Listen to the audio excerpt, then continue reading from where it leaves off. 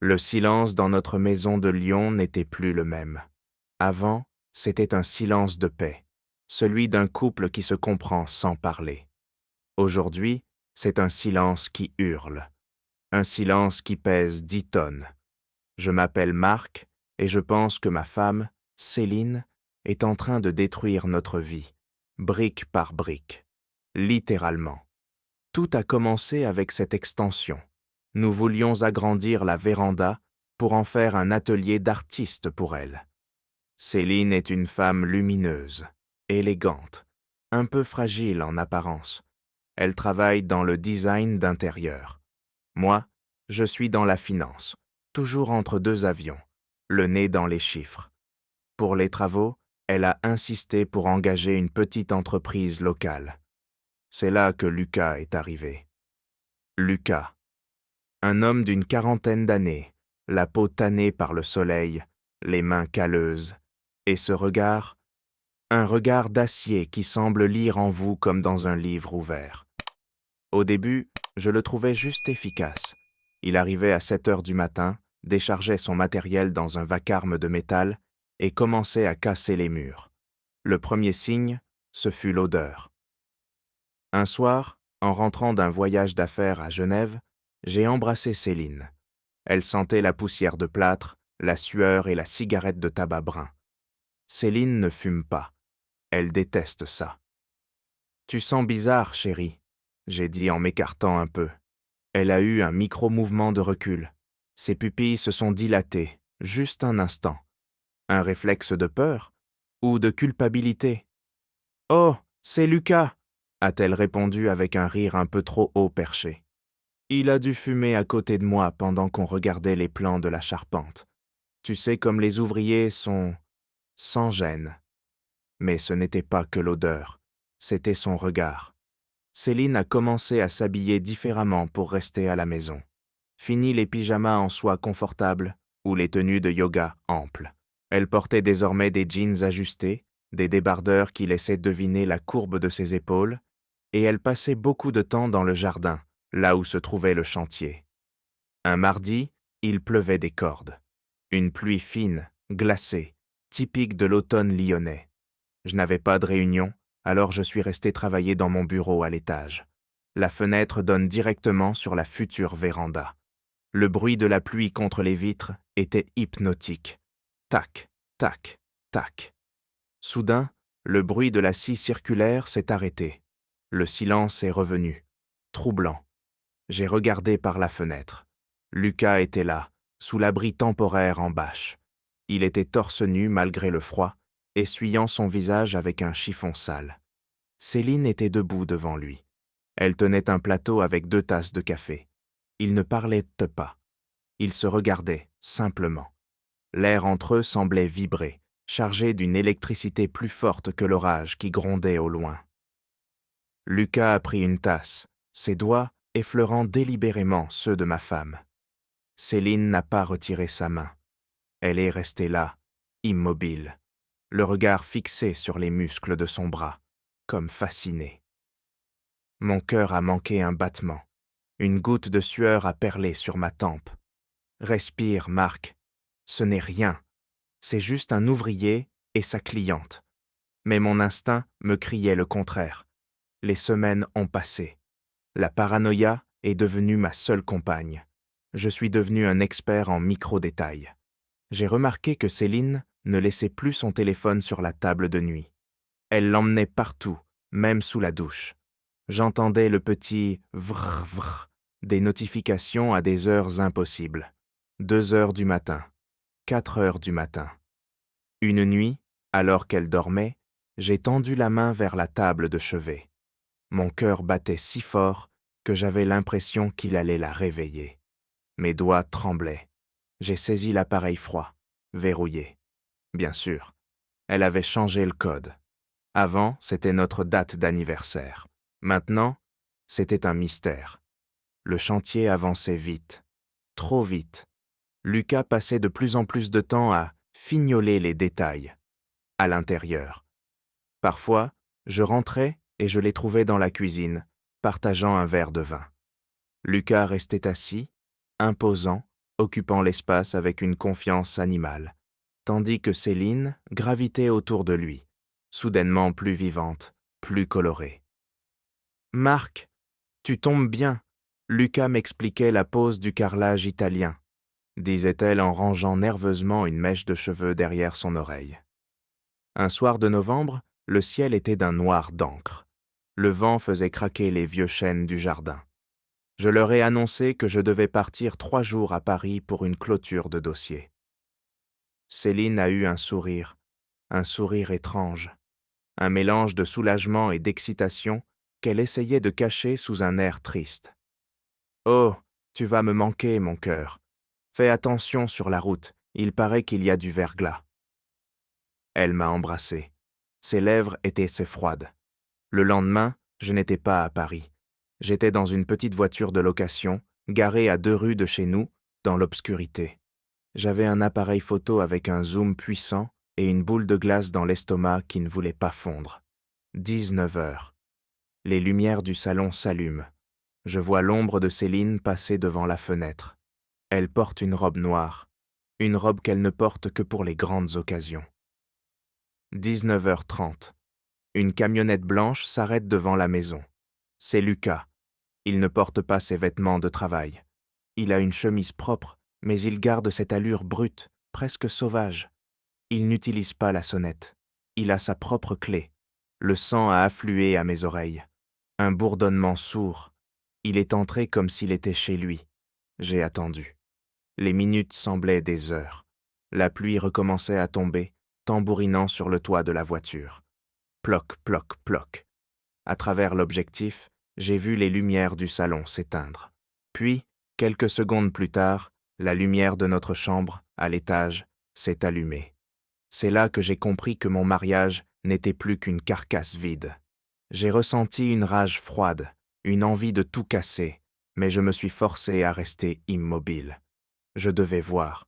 Je devais savoir jusqu'où allait la trahison. Je suis sorti de la voiture sans faire de bruit. Mes chaussures s'enfonçaient dans la boue du chantier. J'ai contourné la maison, passant par la nouvelle véranda. L'odeur du ciment frais était étouffante. J'ai grimpé sur l'échafaudage que Lucas avait laissé contre le mur de la chambre. Mes mains étaient gelées, agrippées au métal humide. Arrivé au niveau de la fenêtre, le rideau était mal tiré. Juste une petite fente de lumière. Je me suis approché, le souffle court, la buée sortant de ma bouche. Ce que j'ai vu à l'intérieur n'était pas seulement une affaire d'un soir. C'était une intimité profonde, dégoûtante de naturel. Ils étaient assis sur le bord du lit, en train de rire. Lucas tenait une boîte en velours. Un bijou? Non, c'était quelque chose d'autre. Céline a pris un papier dans la boîte. Elle l'a lu, les larmes aux yeux, puis elle a serré Lucas dans ses bras. Elle l'a embrassé avec une passion qu'elle n'avait jamais eue pour moi. Puis, Lucas a dit quelque chose. Je ne pouvais pas entendre à travers le double vitrage, mais j'ai lu sur ses lèvres. 3 mots. 3 mots qui ont changé la nature de ma douleur en quelque chose de bien plus sombre. Il n'a pas dit « je t'aime ». Il a dit « c'est presque prêt ». Céline a hoché la tête, un regard déterminé et noir sur le visage. Elle s'est levée et s'est dirigée vers le mur de notre chambre, celui qui touche à la nouvelle extension. Elle a posé sa main sur le plâtre frais et a souri d'un air diabolique. Soudain, le téléphone dans ma poche a vibré. C'était un message de Céline. « Bonne nuit, mon amour. Je vais me coucher. La maison est tellement vide sans toi. » J'ai failli lâcher l'échafaudage. À cet instant, Lucas s'est tourné brusquement vers la fenêtre. Ses yeux d'acier ont semblé fixer l'obscurité, pile là où je me trouvais. Il a froncé les sourcils et s'est levé lentement, se dirigeant vers la vitre. Mon cœur s'est arrêté. Si je bougeais, il me voyait. Si je restais, il me découvrait. La main de Lucas a attrapé le rebord du rideau pour le fermer complètement. Mais avant de le faire, il a esquissé un petit salut de la main vers l'obscurité du jardin, comme s'il savait que j'étais là depuis le début. Le rideau s'est fermé. Noir, total. Je suis descendu de l'échafaudage, les jambes en coton. Qu'est-ce qui était presque prêt? Pourquoi ce regard? Je suis retourné à la véranda, là où le béton était encore malléable à certains endroits. J'ai remarqué quelque chose d'étrange au pied du mur porteur que Lucas venait de terminer. Une bosse, une forme inhabituelle sous la bâche de protection. J'ai soulevé la bâche. Mon sang s'est glacé. Ce n'était pas du matériel de construction. C'était mon propre sac de voyage, celui que j'utilise pour mes déplacements professionnels. Mais il était ouvert, vidé de mes vêtements, et à l'intérieur, j'ai vu mon passeport, mon carnet de chèques et plusieurs liasses de billets que j'avais cachés dans mon coffre-fort, au bureau. Ils n'avaient pas seulement l'intention de briser mon cœur. Ils allaient vider ma vie et me faire disparaître. La pluie redoublait de violence. Je restais là, agenouillé dans la boue, le sac entre les mains, comprenant enfin la portée du « c'est presque prêt ». L'extension de la véranda n'était pas un atelier. C'était un tombeau financier, et peut-être plus encore. J'ai entendu un craquement derrière moi, le bruit d'une botte qui écrase des gravats. Je me suis retourné d'un coup, le cœur au bord des lèvres. Lucas était là, debout sous l'arche inachevée de la véranda. Il tenait une pelle à la main, sa silhouette massive découpée par la faible lueur des lampadaires de la rue. Il ne semblait pas surpris. Il affichait ce petit sourire en coin, celui d'un prédateur qui a fini de jouer avec sa proie. « On n'est pas à Paris, Marc ?» a-t-il lancé d'une voix grave, calme, presque amicale. Je me suis levé, les jambes tremblantes, serrant le sac contre ma poitrine comme un bouclier dérisoire. « Qu'est-ce que tu fais ici, Lucas? Qu'est-ce que ce sac fout là ?» Lucas a fait un pas de plus dans ma direction. Le métal de la pelle a raclé le béton au sol. Un son strident, insupportable. « Céline a toujours eu de grands projets, Marc. Mais tu es un homme de chiffres, tu devrais comprendre. Tu es un passif dans son bilan.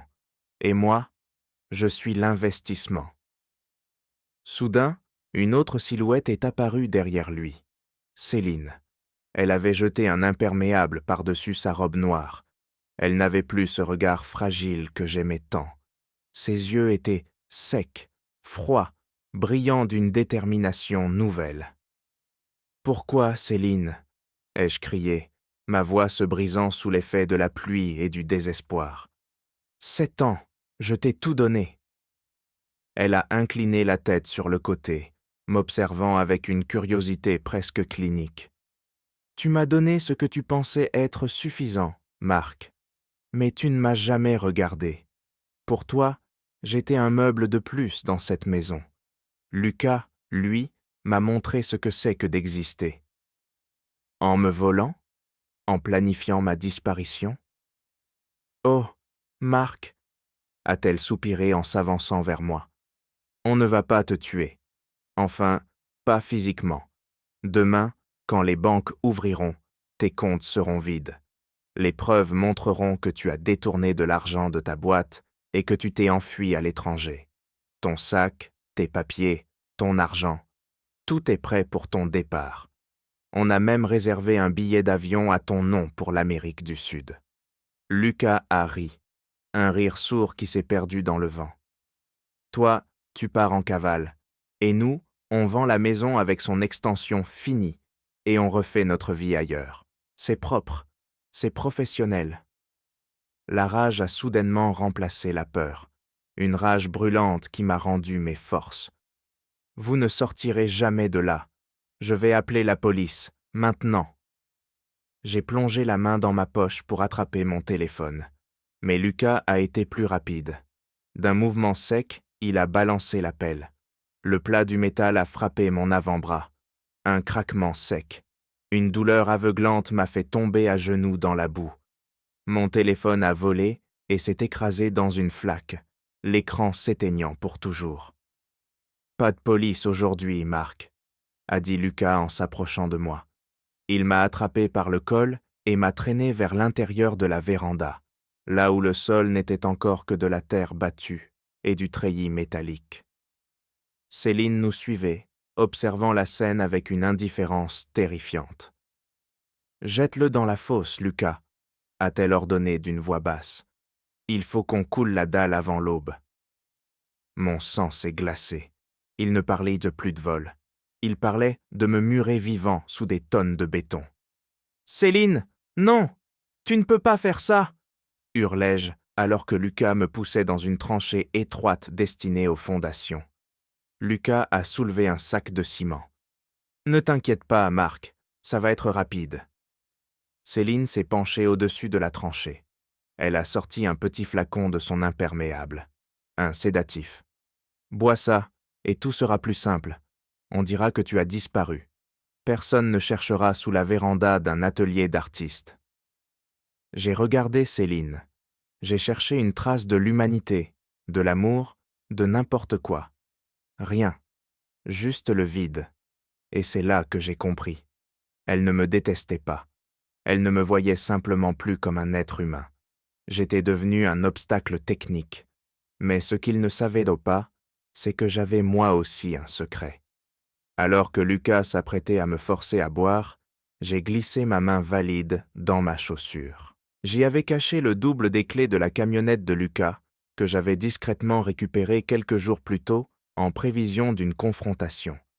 Mais plus important encore, j'avais mon petit couteau suisse attaché à mes clés. Dans un dernier élan de survie, j'ai frappé Lucas à la jambe avec la petite lame. Ce n'était pas profond, mais la surprise lui a fait lâcher prise. Il a hurlé de douleur. J'ai rampé hors de la tranchée, griffant la terre, les yeux brûlants de boue. « Sale petit comptable !»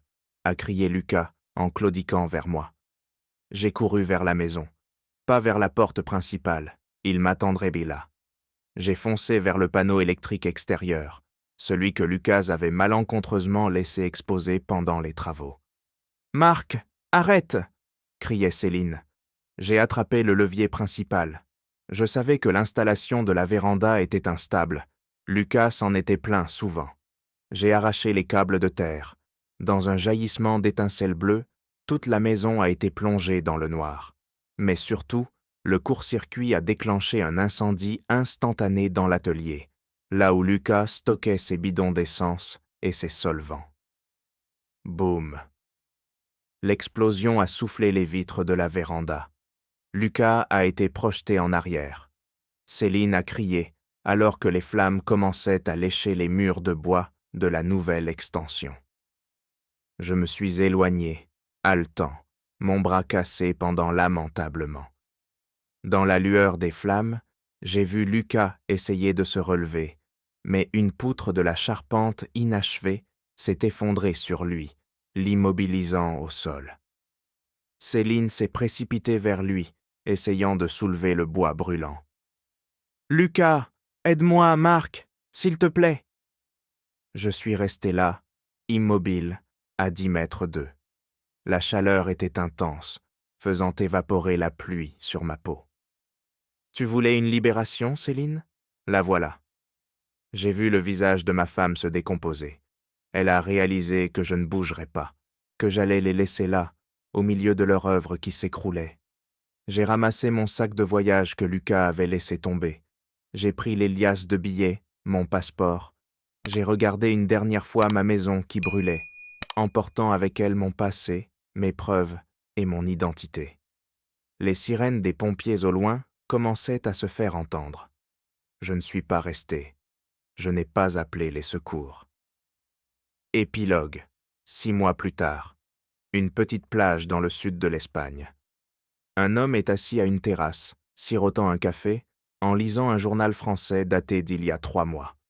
En page d'hiver, un article titre « Drame de la jalousie à Lyon ». 2 corps retrouvés dans les décombres d'une véranda. Le mari, Marc L., toujours activement recherché pour détournement de fonds et double homicide. L'homme sourit. Il pose le journal. Il n'est plus Marc. Marc est mort dans cet incendie. Soudain, une femme élégante s'approche de lui et pose ses mains sur ses épaules. « On y va, mon amour. Le bateau nous attend. » L'homme se lève. Ce n'est pas Céline. C'est une femme qu'il a rencontrée ici, qui ne connaît rien de son passé. Mais alors qu'il s'éloigne, il s'arrête un instant et regarde ses propres mains. Elles sont devenues calleuses.